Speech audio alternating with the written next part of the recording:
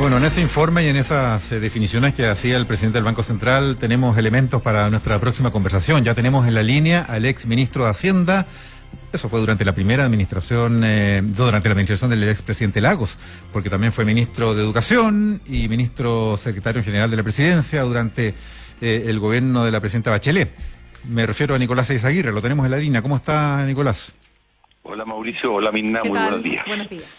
Hay mucho que conversar, a ver si vamos abordando materias, pero partamos por los anuncios de anoche del presidente. Me detengo en los que tienen más directa conexión con lo económico, con los recursos del fisco, en fin, las canastas familiares, en un número que el presidente anunció de 2,5 millones de canastas, que no sabemos cómo se van a distribuir, ni cuándo, ni exactamente qué universo. Él dijo clase media y más vulnerables.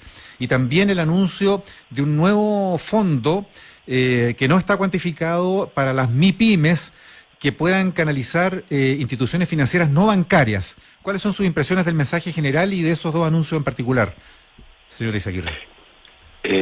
Bueno, Mauricio y Mirna, con quien he tenido el honor de compartir algunos foros últimamente, a ella le consta que desde hace mucho tiempo yo vengo sosteniendo que discutir el tema económico sin discutir el tema sanitario no hace mayor sentido, porque el tipo de medida económica que usted tiene que hacer es completamente distinto según piense que está en una etapa en que todavía la crisis sanitaria se va a profundizar, o está de salida, o está en una meseta.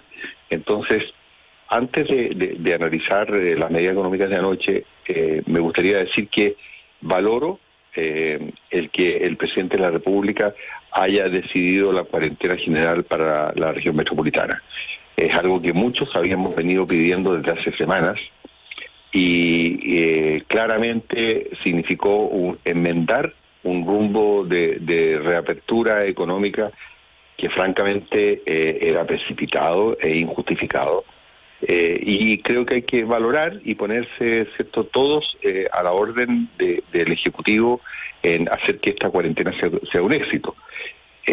Con todo, creo que podemos quedarnos cortos, porque hay muchos que ya están planteando que esto debiera extenderse a la quinta región y también a algunas ciudades muy pobladas a lo largo de Chile, porque a esta altura es claro que la pelea contra la pandemia, desgraciadamente, la estamos perdiendo y por tanto es el momento de comenzar a luchar con todo lo que tenemos.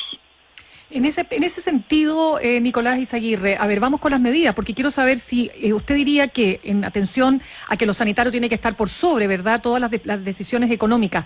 El anuncio que hizo ayer, para ir desmenuzando estas 2.500 canastas para personas en Chile, ¿es un aspecto que usted valoraría respecto de las otras medidas que ha propuesto el gobierno? Mire, Mirna, en lo económico sucede exactamente lo mismo que en lo sanitario. Cuando, y esto, digamos, tenemos una muestra de 200 lugares del mundo o países del mundo que reportan.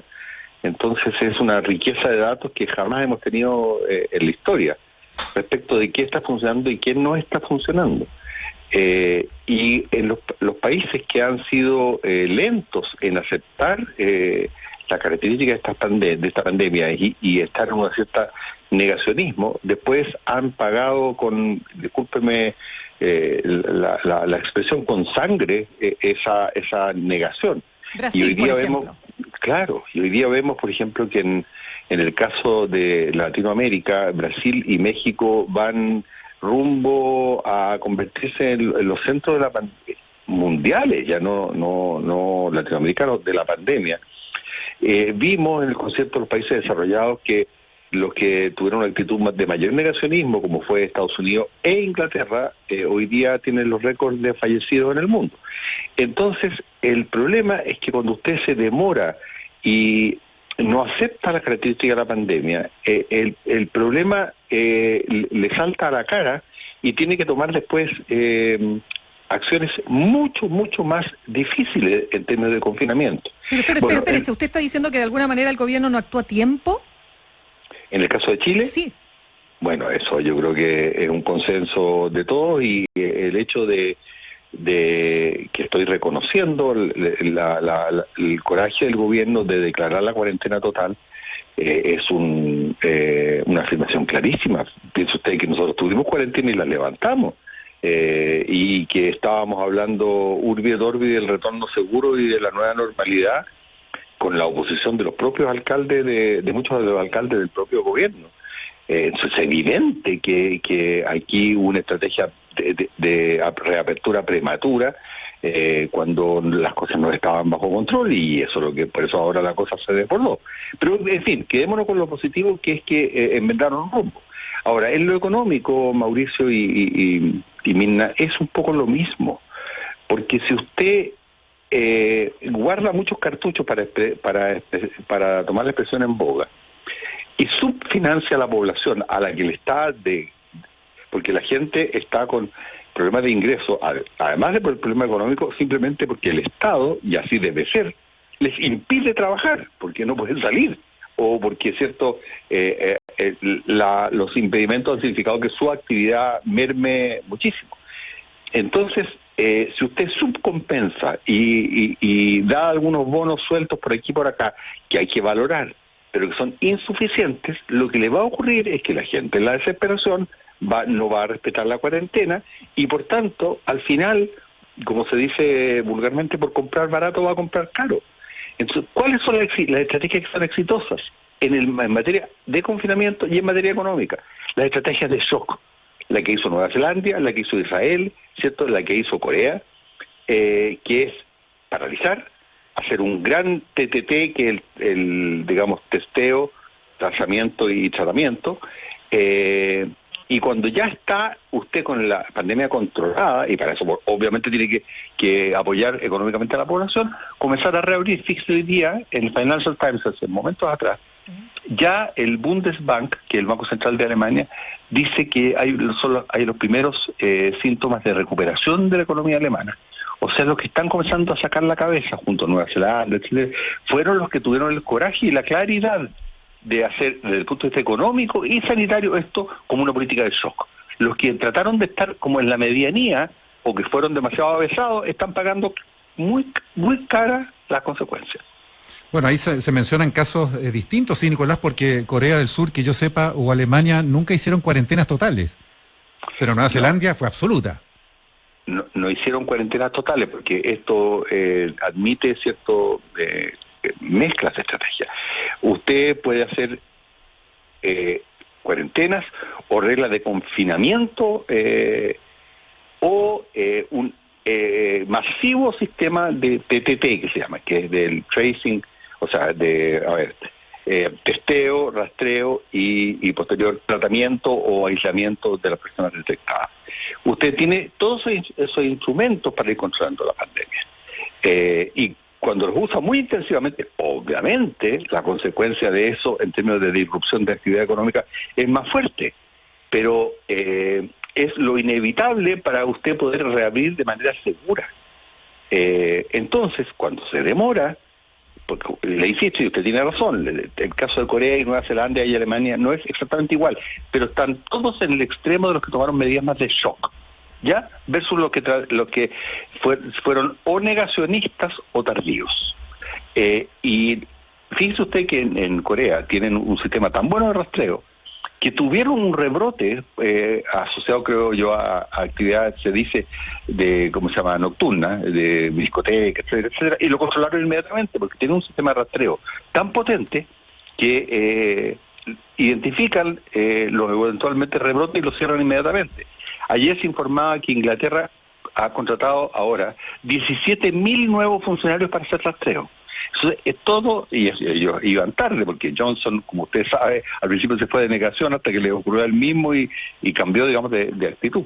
Entonces, en esto no hay mucho misterio. O sea, o uno enfrenta esto con decisión, o al final termina pagando más en vidas humanas y en costo económico. Sí, conversamos hasta ahora con el exministro de Hacienda, Nicolás Izaguirre. Nicolás, vamos a los temas que se nos vienen, porque el viernes, de hecho, la propia LATAM, ¿no es cierto?, expresaba su dolor, su pesar por el despido de 1.400 personas, ¿no? El mayor despido hasta ahora, una situación que no parece tener visos de mejorar ni siquiera en el mediano plazo, considerando la naturaleza que tiene la industria aeronáutica.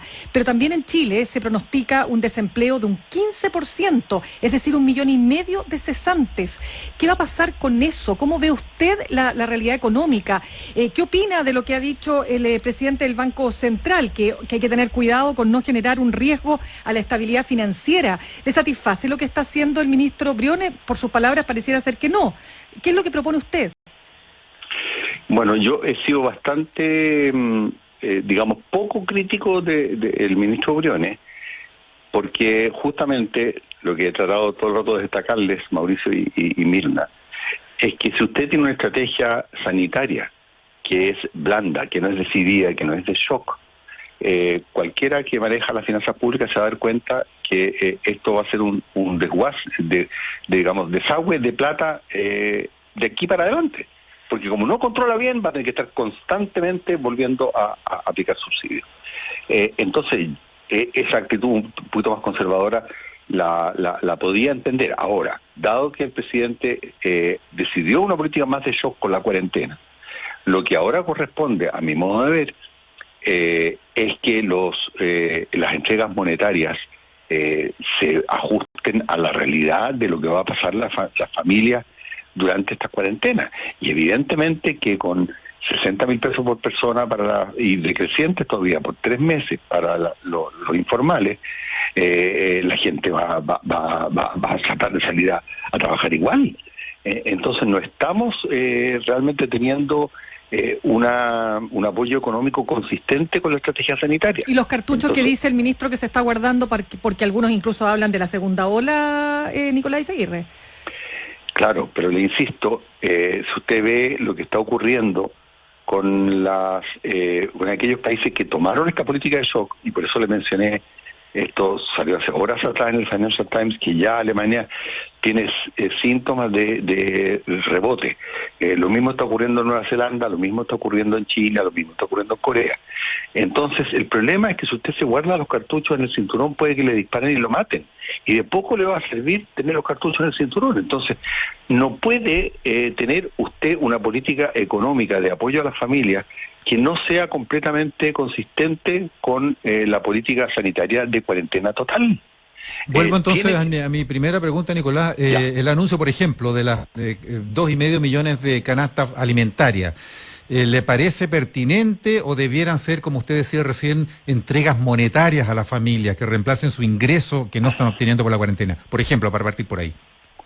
Mire, todo suma, Mauricio, y el haber hecho el bono COVID, el haber entregado el ingreso familiar para los informales, el seguro de cesantía, lo que se está haciendo en materia de apoyo a las empresas, aunque ya conversaremos sobre el tema financiero.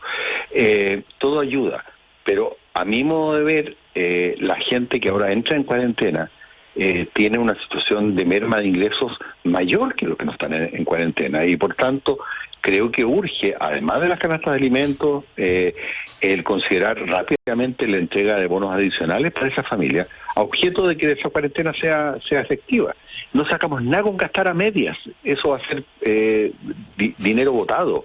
Tenemos que gastar lo suficiente para que la cuarentena sea efectiva. Ese es mi punto. Y cuando el ministro Briones dice que estamos ya en un 8% de déficit, que ya la capacidad de endeudamiento no da para más, que esto va a haber que pagarlo después. Usted, que fue el ministro del superávit fiscal estructural a comienzos del siglo, ¿qué le responde?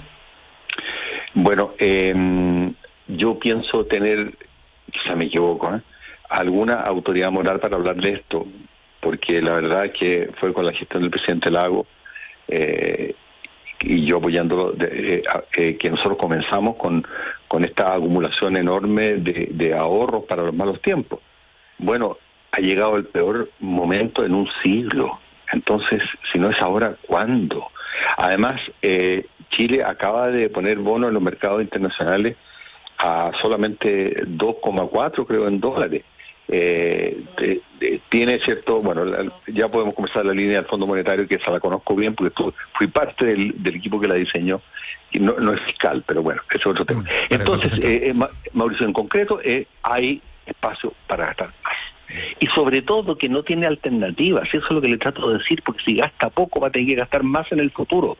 No porque hayan problemas en el futuro, sino que usted crea los problemas del futuro por gastar poco. ¿Me entiende? ¿Me explico? Sí, fíjese que ahí quiero hacerle una pregunta a Nicolás Izaguirre. Conversamos con el ex ministro de Hacienda, porque en una entrevista en La Tercera, la ex ministra de Defensa, actual vicepresidenta de ICARE, directora de varias empresas, Vivian Blanlot, hacía una mención respecto de cómo ella observa el mundo empresarial y reconociendo que hay ciertos empresarios que están haciendo realmente un gran esfuerzo, entendiendo que hay otros que no van a poder hacer ese gran esfuerzo y entendiendo que hay aquellos que sí, pudiendo hacer ese gran esfuerzo, no lo están haciendo.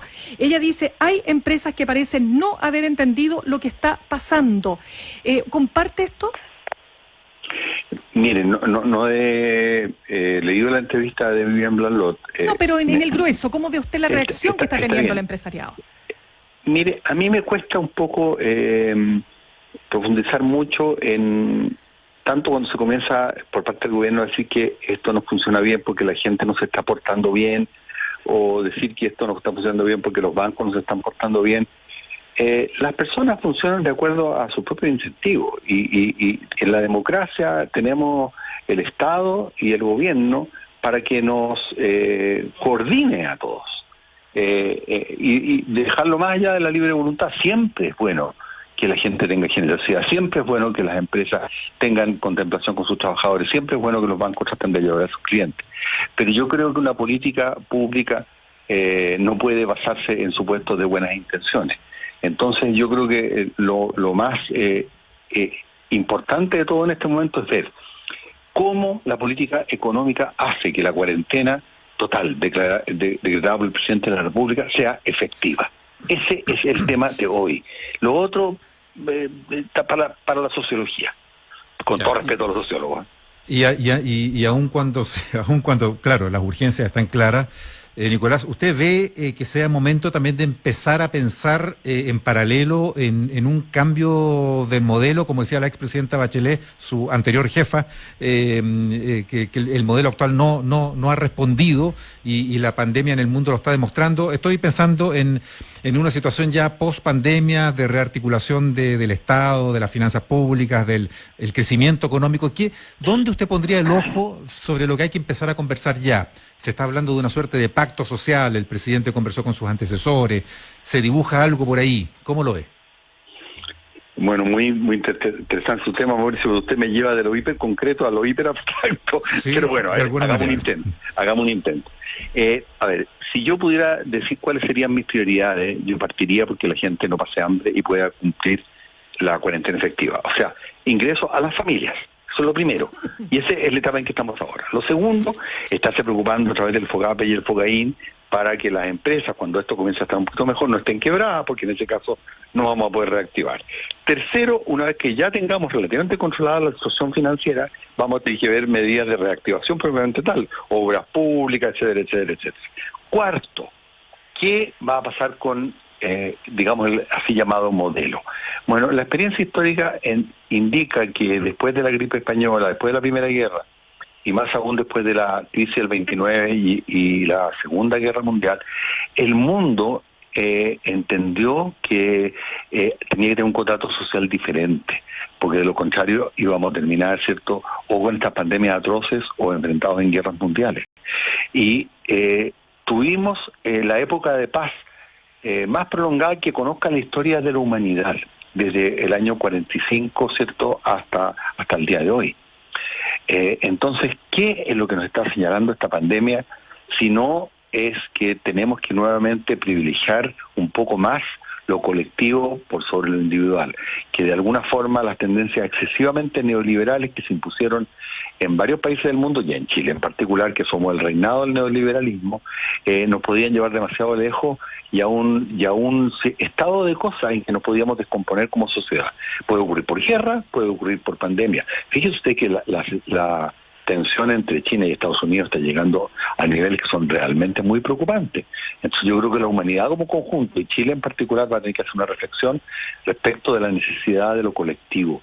Y eso, claro, que implica cambiar el modelo, sobre todo en materia de salud y educación, donde francamente el individualismo se ha enseñoreado en nuestro país.